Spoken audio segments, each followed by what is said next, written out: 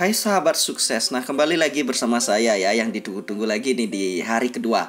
Tanggal 2 September saya akan membagikan FR atau bocoran soal atau PID reportnya bagi peserta yang sudah tes. Jadi sudah saya saring ya. Nah ini per hari kedua, kita langsung saja. Nah kompetensi pedagogiknya adalah yang pertama penilaian hasil belajar HOTS. Nah ini kaitannya tentang penilaian hasil belajar. Nanti saya akan bahas tuntas di sini ya, biar nggak ada kebingungan lagi. Yang kedua ada kaitannya tentang RPP. Nah nanti akan saya sajikan ini beberapa contoh yang mewakili dari kisi-kisi yang diberikan oleh teman-teman yang sudah tes. Nah yang ketiga pelaksanaan pembelajaran pengayaan. Nah ini di pemberian pengayaan ini otomatis kan perlakuan di setiap peserta didik itu kan harus berbeda-beda ya. Pengayaan yang kayak gimana sih harus diberikan. Nah apabila berapa siswa sih yang melampaui di atas KKM seperti itu, jadi kan berbeda perlakuannya. Nah ini saya akan bahas tuntas lagi sebentar di sini ya. Yang poin 4 metode dan model pembelajaran. Nah ini juga ya. Jadi teman-teman jangan sampai saran saya sendiri sih ya. Kalau pengalamannya yang kaitannya dengan model pembelajaran terutama di kurikulum 2013 kayak discovery learning, inquiry yang kayak gitu, teman-teman harus sintaknya itu harus paham betul. Karena terkadang dikasih pernyataan itu di sintaknya di mana seperti itu. Jadi sangat perlu sekali. Karena kalau kita tidak dipelajari otomatis kita istilahnya terawang-awang seperti itu ya. Saya sarankan di sini cari model-model yang kekinian ya, seperti discovery, inquiry.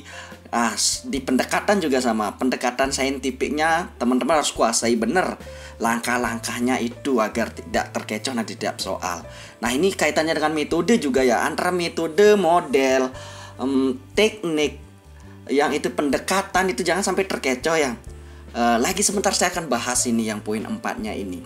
Nah yang kelima ini tentang prinsip pembelajaran. Saya yakin semua rekan ini sudah paham betul ya.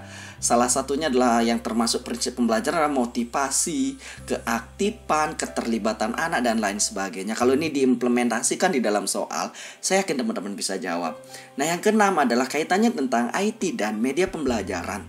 Nah masa pandemi ini ya, jadi saya yakin semua rekan-rekan sudah tidak asing lagi dengan istilah-istilah pembelajaran yang dikaitkan dengan IT ya.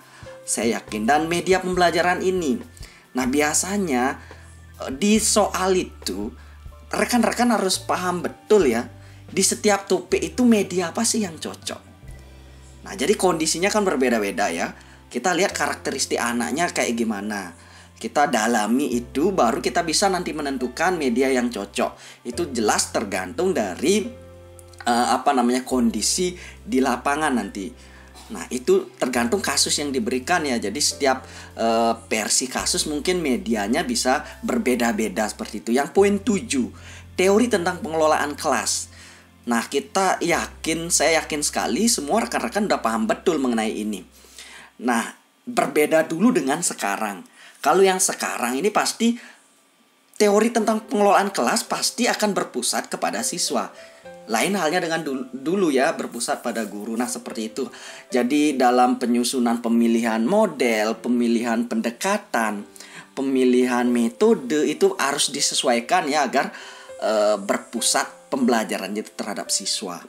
Selanjutnya PTK ini sudah banyak saya bahas ya di pedagogi yang dulu-dulu. Mungkin saya nggak akan bahas lagi untuk PTK-nya. Ini saya yakin hampir semua tamatan dari S1 paham betul mengenai ini.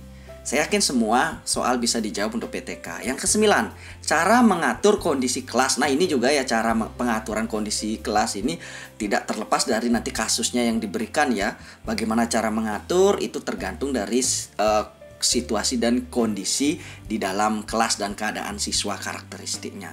Nah yang poin 10 ini banyak yang bingung ya. Kadang-kadang apa sih PAN dan PAP? PAP ini berkaitan tentang penilaian. Nah di video kali ini saya akan bahas tuntas itu. Kita langsung saja ke pembahasannya.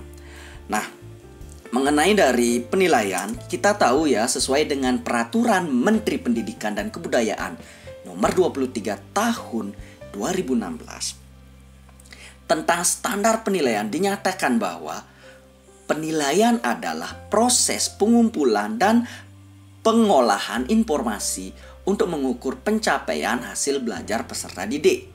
Penilaian terhadap hasil belajar peserta didik dilakukan oleh pendidik, bisa juga oleh satuan pendidikan dan pemerintah.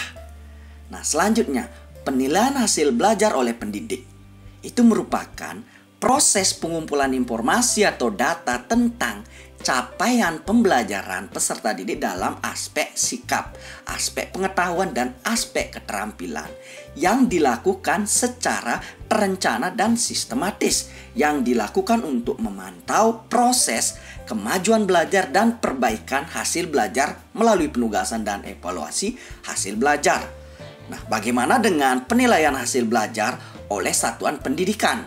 Nah, itu merupakan proses pengumpulan informasi atau data tentang capaian pembelajaran peserta didik dalam aspek pengetahuan dan aspek keterampilan yang dilakukan secara terencana dan sistematis dalam bentuk penilaian akhir dan ujian sekolah atau madrasah. Nah, berdasarkan pernyataan di atas, penilaian hasil belajar oleh pendidik, garis bawahin ya, oleh pendidik tidak hanya difokuskan pada hasil, tetapi juga pada proses belajar. Peserta didik dapat dilibatkan dalam proses penilaian terhadap dirinya sendiri sebagai sarana untuk berlatih melakukan penilaian diri. Nah, ini yang tak kalah penting lagi berkaitan tentang penilaian yang berbasis HOTS. Penilaian seharusnya dilaksanakan melalui 3 pendekatan. Yang pertama, assessment of learning. Ini adalah penilaian akhir pembelajaran untuk mengetahui pencapaian pembelajaran. Selanjutnya muncul istilah assessment for learning. Ini adalah penilaian untuk pembelajaran. Dan assessment as learning. Ini adalah penilaian sebagai pembelajaran. Nah, dari istilah yang saya paparkan mungkin rekan-rekan masih bingung. Ya, kita lanjut lagi, kita perdalam lagi.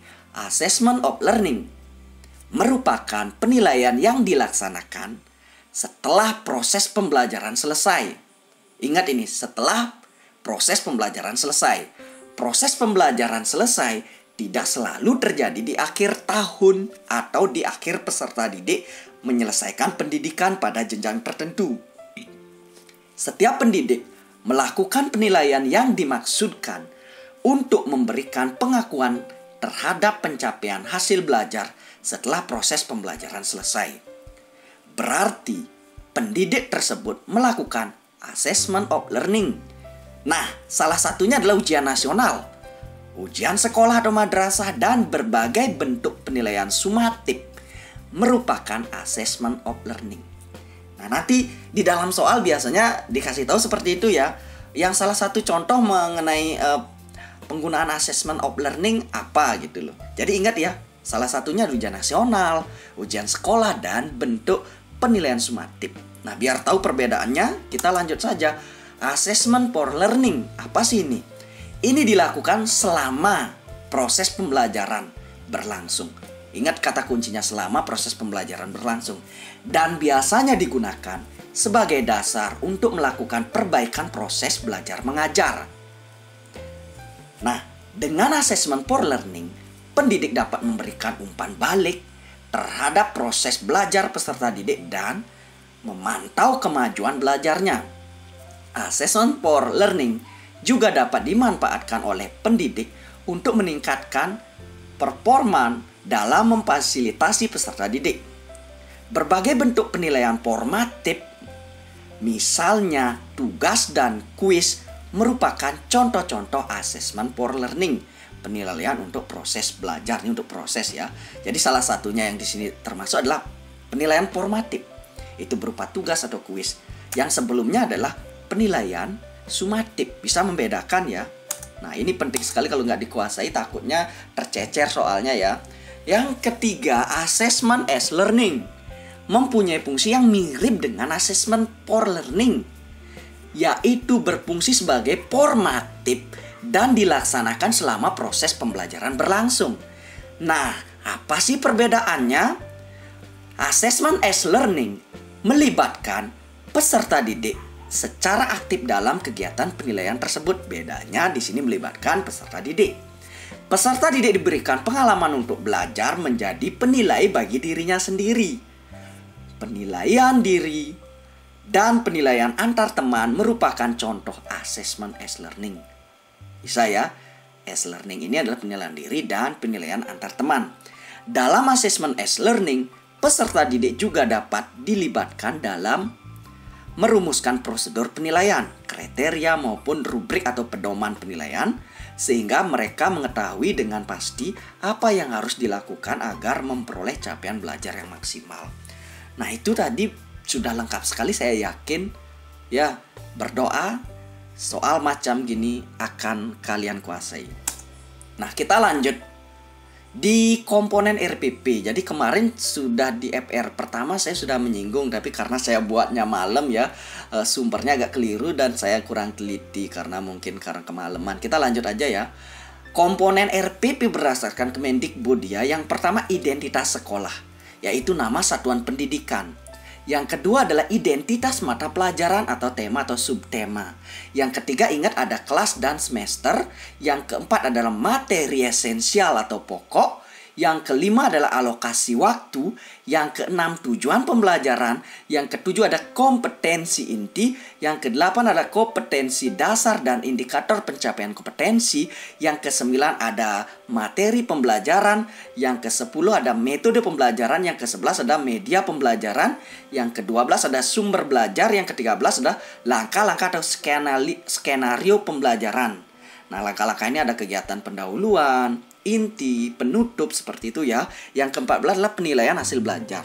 Nah, kalau berkaitan tentang komponen RPP biasanya nanti dikasih pilihan ya, opsi A sampai E, yang mana seharusnya harus ada seperti itu. Nanti biasanya lebih jelas kalau kita nggak perlu hafal ini, kayaknya kalau teman-teman sudah sering menjalani melakukan kegiatan RPP-nya itu pasti paham betul. Oke, kita lanjut. Nah, ini soal tentang RPP ya yang saya tangkap gambarannya. Semoga saja sama ya apa yang diberikan nanti. Nah, berikut ini merupakan ketentuan dalam merumuskan indikator. Yang pertama, indikator dirumuskan atau diturunkan dari KD. Yang kedua, menggunakan kata kerja operasional atau KKO yang terukur. Yang ketiga, dirumuskan dalam kalimat yang sederhana, jelas dan mudah dipahami serta tidak bermakna ganda. Yang keempat, minimal harus berada pada level C4. Yang kelima, tiap indikator harus mengandung 3 ranah sekaligus, kognitif, afektif, dan psikomotor. Nah, yang bukan ketentuan dalam perumusan indikator adalah A, 1, 2, B, 2, 3, C, 3, 4, D, 4, 5, E, 1, 5.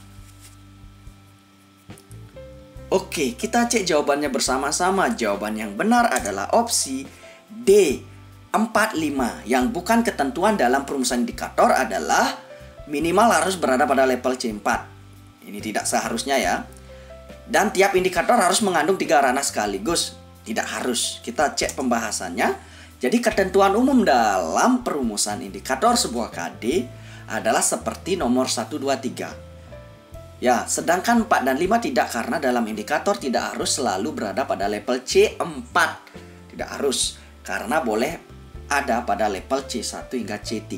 Selain itu, tiap indikator juga tidak harus memuat 3 ranah sekaligus.